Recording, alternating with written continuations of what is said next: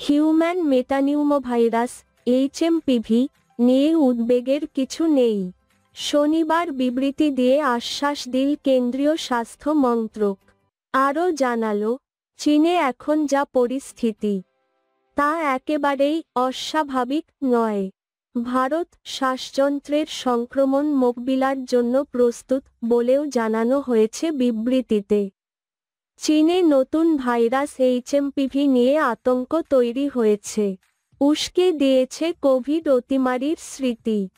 উদ্বিগ্ন দেশবাসীর বড় অংশ। এই নিয়ে কেন্দ্রীয় স্বাস্থ্য মন্ত্রক আবারও উদ্বিগ্ন না হওয়ার পরামর্শ দিল। শনিবার স্বাস্থ্য মন্ত্রকের যৌথ পর্যবেক্ষক গোষ্ঠীর বৈঠক ছিল। নেতৃত্বে ছিল মন্ত্রকের সঙ্গে যুক্ত সংস্থা directorate general of health services DGHS. তাতে যোগ দিয়েছিলেন বিশ্ব স্বাস্থ্য সংস্থা হু র বিশেষজ্ঞ, বিপর্যয় মোকাবিলা cell, Delhi AIIMS, Indian council of medical research ICMR.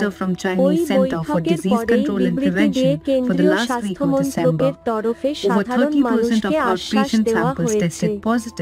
বিবৃতিতে বলা হয়েছে, বিশ্ব স্বাস্থ্য সংস্থা হু যে তথ্য দিচ্ছে তার উপর নজর রাখা হচ্ছে।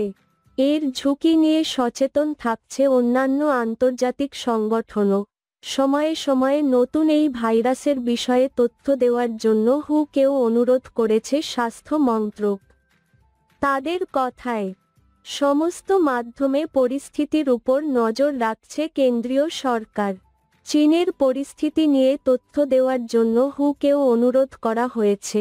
স্বাস্থ্য মন্ত্রকের তরফে জানানো হয়েছে যে, পরিসংখ্যান অনুযায়ী দেশে শ্বাসযন্ত্রে সংক্রমণ বা তাতে আক্রান্ত হয়ে হাসপাতালে ভর্তি হওয়ার ঘটনা বৃদ্ধি পায়নি। এইচএমপিভির মতো ভাইরাসের অস্তিত্ব দেশে ইতিমধ্যেই রয়েছে। এখন স্বাস্থ্য পরিষেবার যা পরিকাঠামো, তাতে এই রোগের মোকাবিলা করাই কোনো সমস্যা নেই। তাই দেশবাসীকে শান্ত এবং সতর্ক থাকতে অনুরোধ করেছে স্বাস্থ্য মন্ত্রক। পাশাপাশি পরিচ্ছন্নতা বজায় রাখার কথাও বলেছে তারা।